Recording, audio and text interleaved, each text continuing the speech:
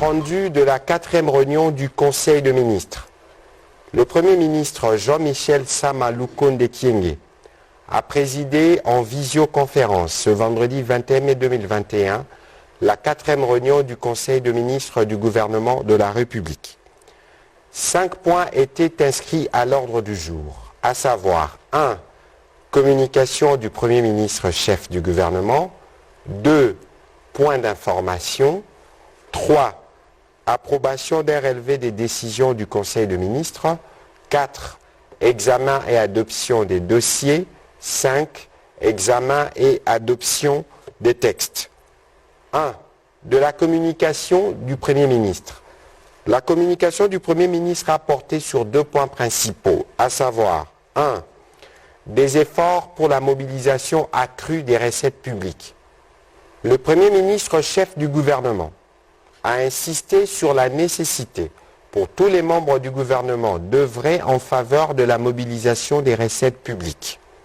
Les services d'assiette rattachés à leurs administrations respectives devraient s'inscrire dans cette perspective. Il a instruit tous les ministres de préparer des notes à l'intention des ministères du budget et des finances pour la maximisation des recettes. Cette instruction du Premier ministre chef du gouvernement intervient à la suite de la recommandation faite lors du dernier Conseil des ministres par le ministre d'État, ministre du Budget. 2. De la participation active aux réunions des commissions.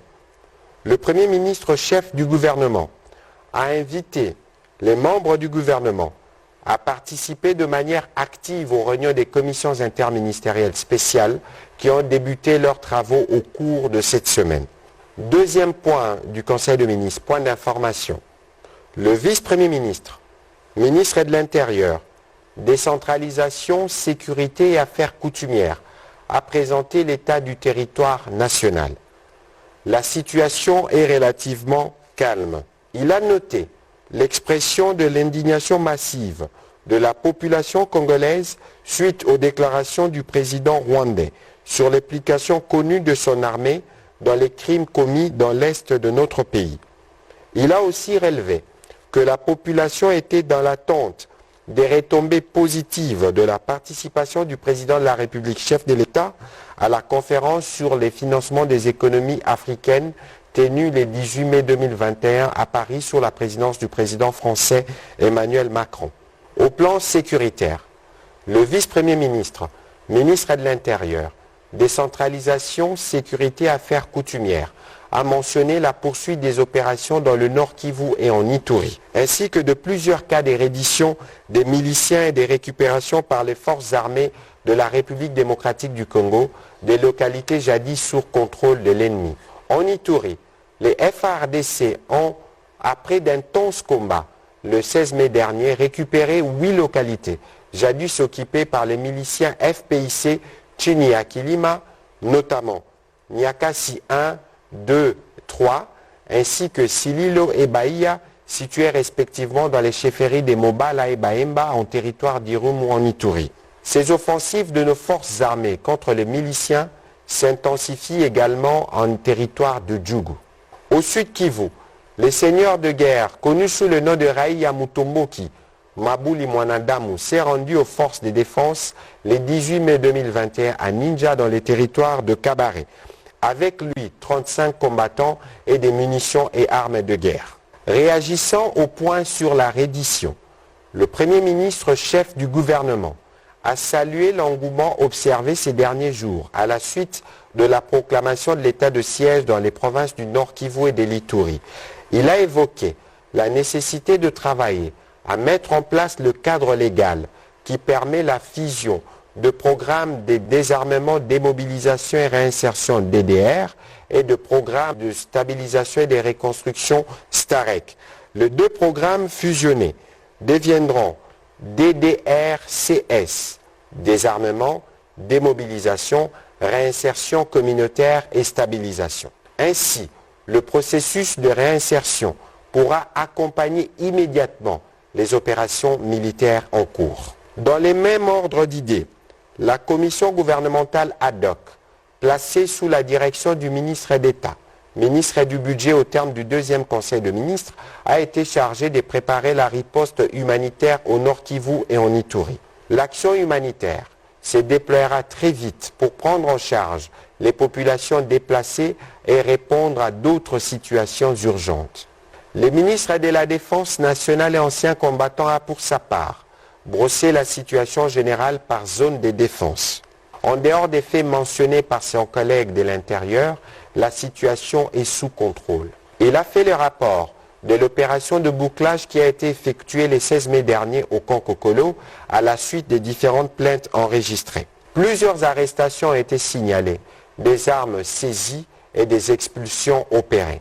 En effet, 257 personnes ont été interpellées, 17 armes de guerre individuelles, 56 machettes et autres armes blanches ont été saisies. 31 familles de civils irrégulièrement installées dans ces camps ont été déguerpies. La ministre d'État, ministre de la Justice, a informé le Conseil de ministres que sur les personnes interpellées, 25 ont été retenues parce qu'ayant des antécédents judiciaires bien connus et identifiés comme de Kuluna bandits. Ils seront acheminés dans les prochains jours à Kanyamakasese dans le Haut-Katanga pour leur rééducation. Construit à l'époque coloniale, pour une population d'environ 16 000 hommes, le camp Kokolo héberge aujourd'hui plus ou moins 40 000 personnes. Cette situation nécessite des solutions à court et moyen terme afin de soulager les conditions d'hébergement dans ces camps comme dans toutes les autres garnisons du pays. D'après le ministre de la Défense, les études de faisabilité sont en cours et les conclusions seront présentées au prochain Conseil de ministres. Point 2.3. Évolution de la situation de la pandémie de Covid-19.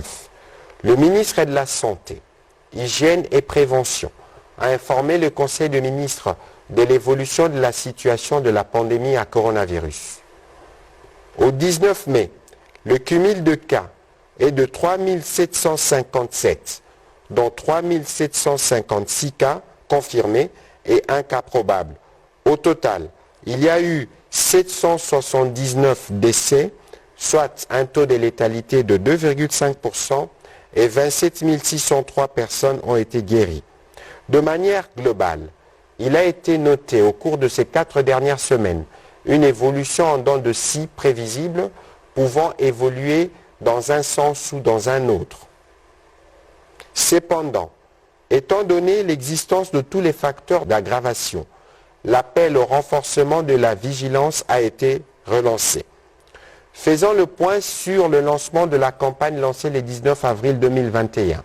Le ministre de la Santé, Hygiène et Prévention a indiqué que 104 sites de vaccination sont à ce jour opérationnels sur le 498 planifiés. Au 30e jour, un total de 14 310 personnes a déjà été vacciné. Malgré la rétrécession des doses au système COVAX, les pays disposent encore en stock de 384 000 doses et de 50 000 autres doses supplémentaires issues du gouvernement indien. De ces faits, les efforts sont déployés pour renforcer la communication et d'autres activités à grand impact pour vacciner plus de citoyens. L'objectif est de rendre opérationnel le maximum de sites sur le 498 prévus. Le ministre a en outre informé le Conseil du ministre du recrutement d'un expert en communication spécialement en charge de l'infodémie, entendez gestion des mauvaises informations relatives au Covid-19, grâce à l'appui de l'OMS.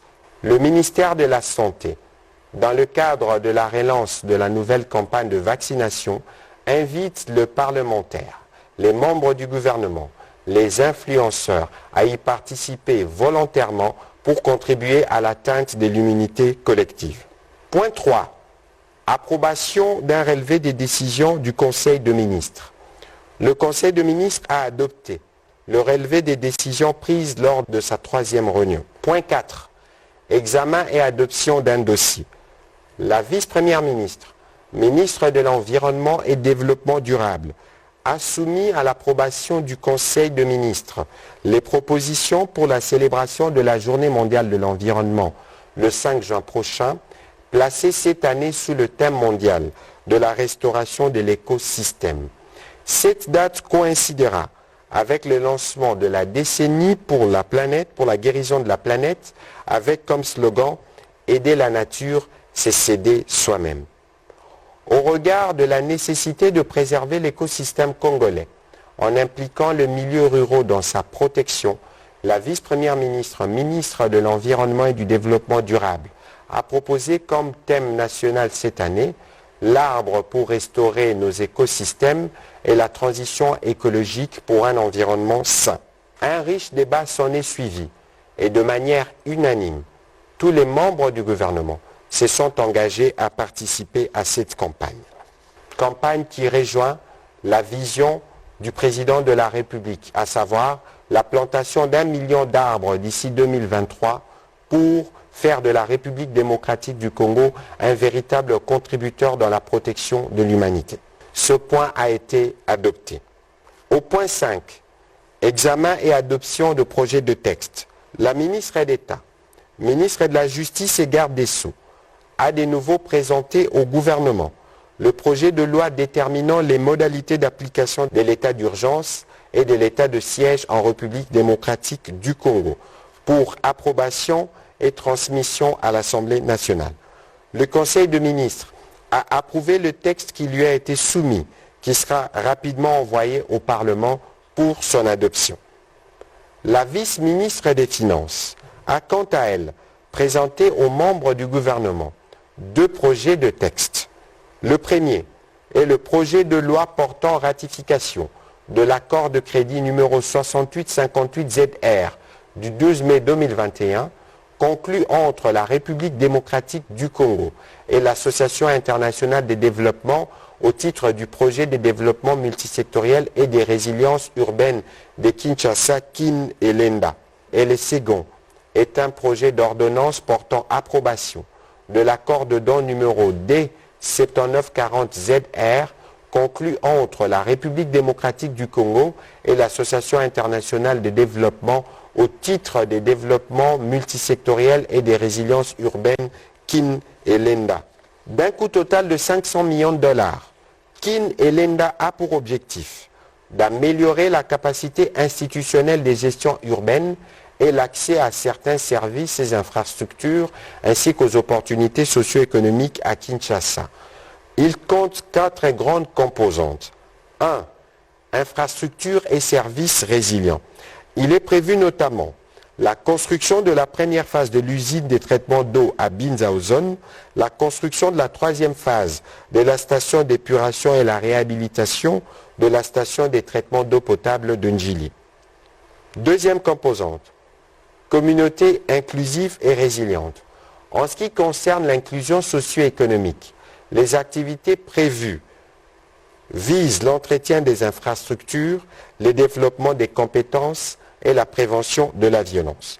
La planification urbaine et l'administration foncière, ainsi que la gouvernance locale, alignent également les actions à réaliser.